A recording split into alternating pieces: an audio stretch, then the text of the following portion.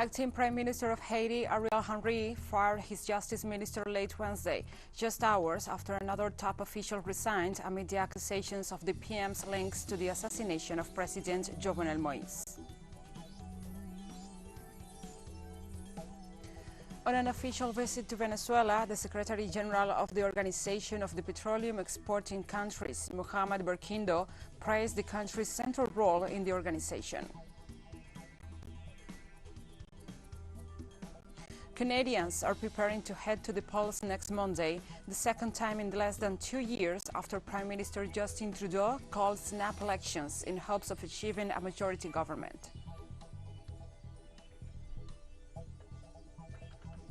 From the headquarters of TeleSUR English in Havana, Cuba, this is From the South. I'm your host, Gladys Quesada, and now we begin with the news. More political instability looms in Haiti as the transitional government begins to crumble. Acting Prime Minister Ariel Henry fired his Justice Minister late Wednesday, just hours after another top official resigned, and accused the PM of obstructing justice in the case surrounding the assassination of President Jovenel Moise. The resignation of Ronald Lubris, who served as Secretary General of Haiti's Council of Ministers for more than 4 years, came as Prime Minister Henry faces increased scrutiny from the authorities investigating the president's slaying following revelations of his contacts with key suspects in the case. Lubris said he could not serve a premier under suspicion, refusing to cooperate and even obstructing the investigation. Meanwhile, Justice Minister Rockefeller Vincent was fired just days after ordering that the chief of Haiti's National Police increase security for the country's chief prosecutor, Bedford Claude, who had asked Henry to meet with him Tuesday to explain why he had 2 phone conversations with a key suspect just hours after the July 7th killing of President Moise at his home. Hours later, a new chief prosecutor replaced Claude on Henry's orders.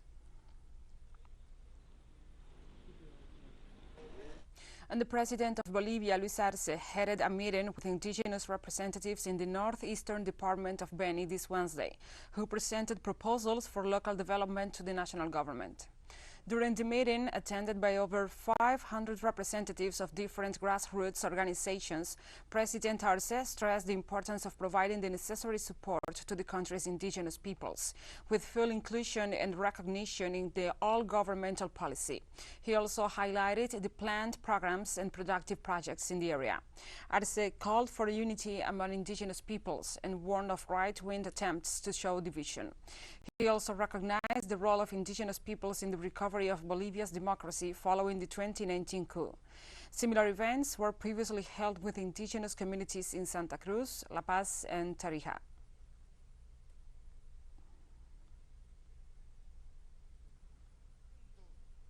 We were pushing for the plurinational state where it is recognized, where we looked at ourselves in the mirror, brothers, and said, there we are. We had been indigenous, we had had indigenous roots, and the national government is now coming to tell you, my brothers, you indigenous peoples of Beni, you are not alone. Here is your national government that will help you, brothers. The leader of the Center of the Indigenous Peoples of Beni, Guillermo Suarez, expressed satisfaction with the meeting held with the President Luis Arce, assuring that it will serve to address local demands. It is the opportunity to be able to talk about our needs from the root of the problem, to undermine this possible march that is being made. People who have no organization, who have no relationship with the basis, people who no longer have the spirit of struggle, they do not have to talk to the basis. They are people who only obey patterns in a political issue. So we are presenting our real needs to the President. He is opening a space for us to dialogue with the indigenous people. On Tuesday, members of the Chilean Constitutional Convention celebrated the approval of several fundamental texts as part of the process to rewrite the country's constitution, which dates back to the Pinochet dictatorship. Convention members approved regulations on ethics, indigenous participation and consultation, human rights, as well as the general regulations for the process. Prior to these votes, the type of quorum that should be applicable for the approval of each article was discussed. The president of the Constitutional Convention, Mapuche indigenous rights activist Elisa Loncon, expressed her satisfaction on securing the approval of the basic working rules and the definition of the quorums and votes necessary for the adoption of the article articles of the new constitution, as well as the internal text of the convention.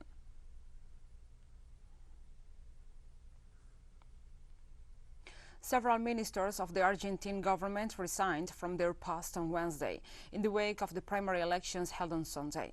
Interior Minister Eduardo de Pedro offered his resignation, followed by the Ministers of Justice, Science and Technology, Territorial Development, the Environment and Culture. The directors of two key government offices dedicated to pensions and social security also resigned. The two offices have the largest administration budget and offices in every city and town in the country.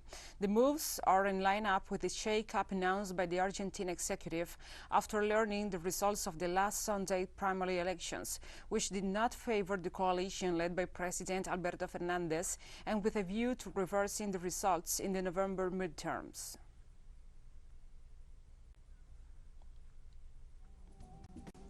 And we'll be right back after this very short break, so don't go away.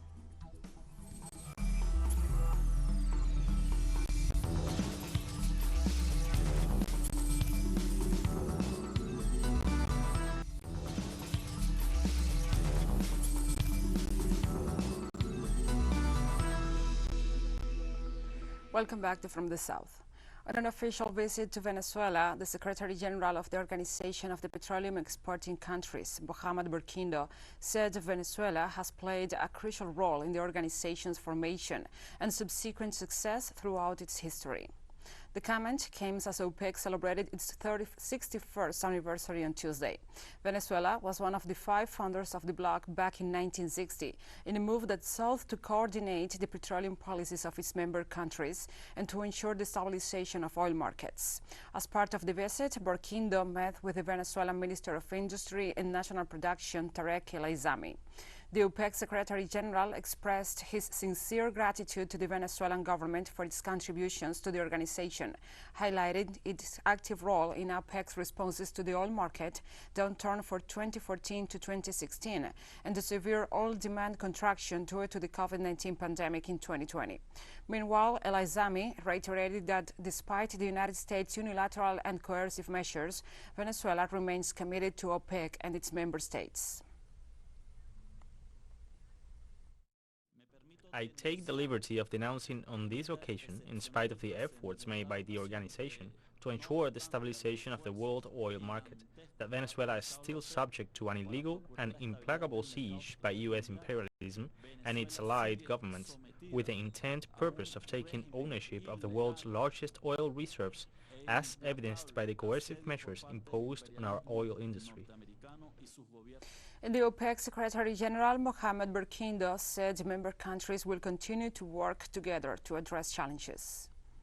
So, Mr. Minister, we at OPEC, with all the members, including Venezuela and other energy-producing countries, will continue to form a coalition in order to address these two challenges. Mohamed Burkindo also urged OPEC member countries to continue working to strengthen the organization. We thank God because He has allowed us to overcome this crisis of 2020, and we have been able to begin the recovery of the world economy. And I would like to call on you, but also on the entire OPEC team, to continue working as a team to strengthen the performance of the organization. As part of the 48th regular session of the United Nations Human Rights Council, Special Rapporteur Alina Duhan reiterated the consequences of the unilateral coercive measures imposed on Venezuela and their significant negative impact on the population. Duhan presented the most important facts underscored in her report following her visit to Venezuela in February this year, in which she offers figures based on studies that reveal how the various unilateral measures imposed on Venezuela violate the principles of international law. The UN rapporteur also stressed that the sanctions related to oil, gold and mining, the economic blockade and the freezing of assets of the Venezuelan Central Bank have aggravated the economic and humanitarian situation in the country. The sanctions that had been imposed on Venezuela and on third country nationals and companies, as well as their increasing seal in their applications by banks and third countries companies, have exacerbated the pre-existing economic and humanitarian situation. They have also prevented revenues and the use of Venezuelan resources to develop infrastructure and to carry out social support programs. This has had a devastating effect on the entire Venezuelan population. Following the statements made by the United Nations Special Rapporteur, Venezuelan Foreign Minister Felix Plasencia recalled that the unilateral measures imposed against his country are illegal and violate international law. He also demanded that the sanctions be lifted and the country's assets seized abroad be returned. Rapporteur Duhan, who made it clear that these measures, in the form of collective punishments applied by the United States, with the complicity of other states and the European Union, have flagrantly violated the international law. We take note of her conclusions that points out that these measures are international crimes that threaten the Venezuelan people, their economic, social and development rights, and demand their immediate suspension. In this sense, we demand the immediate return of the Venezuelan property, resources and assets that have been illegally and unjustly seized abroad. The Venezuelan foreign minister also urged the government of the United States to respond to the call of the international community to comply with international law. It must respond to this call by adhering to public international law, from which it has deliberately distanced itself. It is incredible that despite the request of the Secretary General of the United Nations, the High Commissioner for Human Rights and the Special Rapporteurs, the United States continues to pursue its failed policy of seeking to change sovereign governments at the cost of the financial and socio-economic strangling of peoples. And we have more stories coming up after this final short break, so stay with us.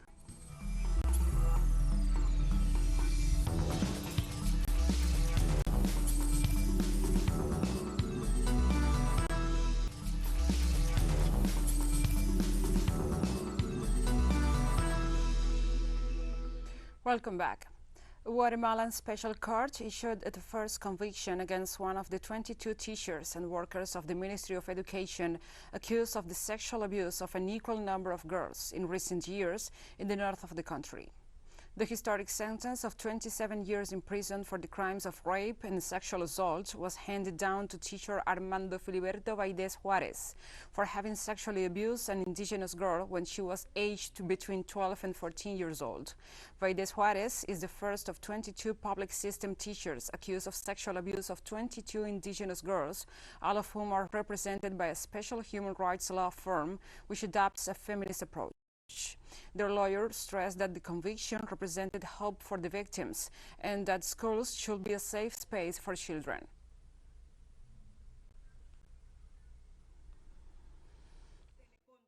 Today, the professor was sentenced to 27 years and 8 months for rape and sexual assault, using all his knowledge, his strength, and above all, the knowledge he had at the scene over the 12-year-old victim. The defense used gender bias and stereotypes and attacked the victim directly, saying she was responsible for not paying attention and not his sponsor for raping a 12-year-old girl. For us, it is a celebration because it means that we can bring a message of hope to the girls of Alta Verapaz. There is justice, love, hope, that life can be rebuilt. Today, for us, is the first sentence. For the human rights law firm, this is a turning point, but none of this would have been possible without the support, love, dedication, and commitment. First from the victims, second from the community of La Esperanza, and third from a team that has not slept. We have not eaten, and here we are because our driving force is to tell the girls of this country that we have the right to live a life free of violence. Thank you. Also in Guatemala, there was a registered increase of 31% in femicides between January and August 2021 compared to the same period in 2020, according to a report launched by the NGO Grupo de Apoyo Mutuo. The NGO detailed that in the first 8 months of this year, 396 women and girls have been murdered in Guatemala. The director of the organization noted that in August alone, 43 femicides were registered. The official emphasized the scarce attention paid by authorities to threats and intimidation against women and stressed that lockdowns due to COVID-19 have made women and girls even more vulnerable to male violence.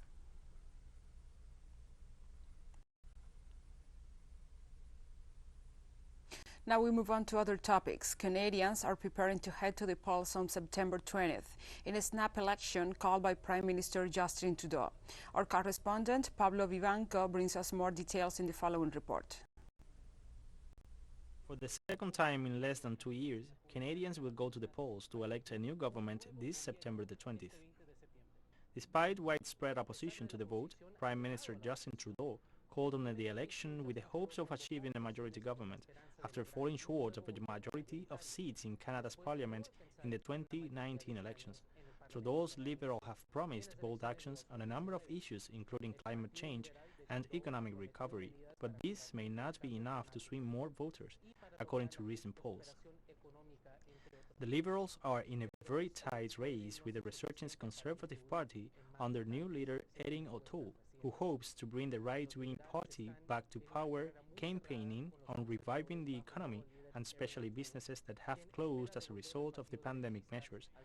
O'Toole has also been looking to capitalize on anger towards Trudeau and the Liberals over a number of scandals before and during the pandemic, as well as frustration over the pandemic.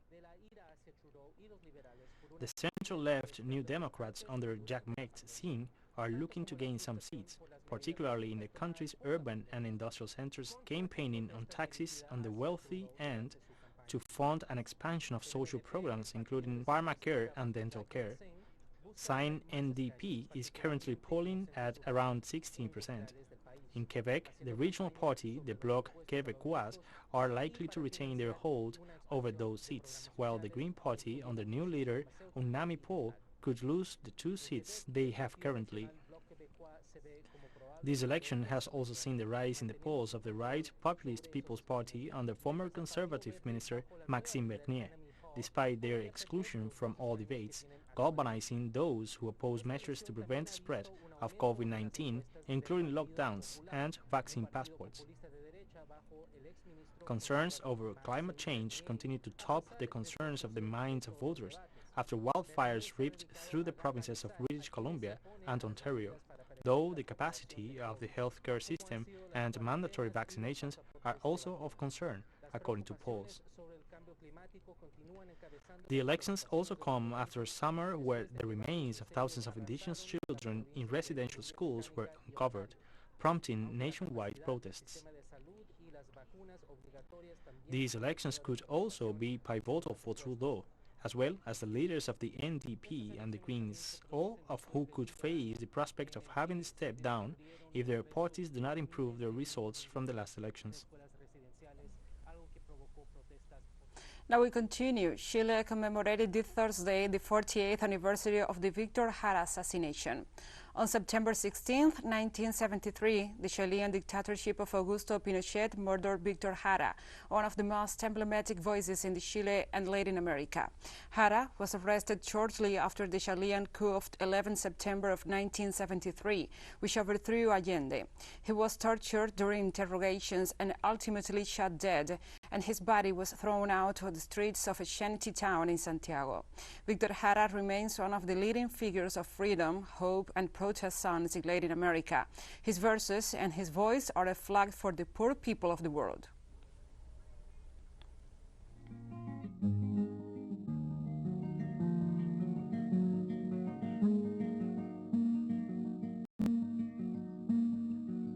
El derecho de vivir, poeta Ho Chi Minh, que golpea de Vietnam a toda la humanidad.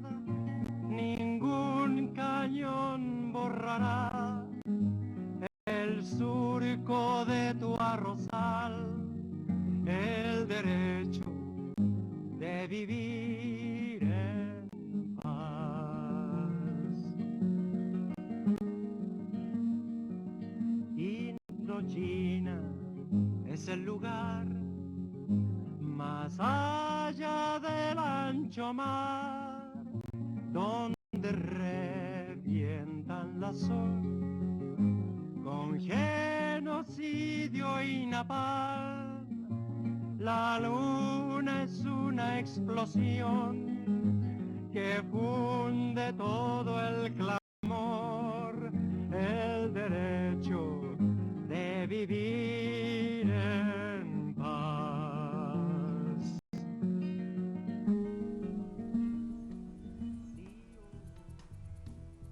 And like this, we have come to the end of this news brief. But remember, you can find this and many other stories on our website at telesurenglish.net. And also, if you feel so inclined, please join us on social media. We are on Facebook, Twitter, Instagram, and Telegram. For TeleSUR English, I'm Gladys Quesada. Thank you for watching.